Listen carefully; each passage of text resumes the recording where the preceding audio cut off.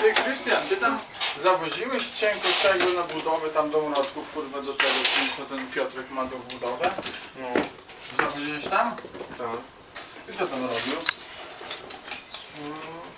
Kuleczki. Ale kto, kurwa? Który musi wchodzić?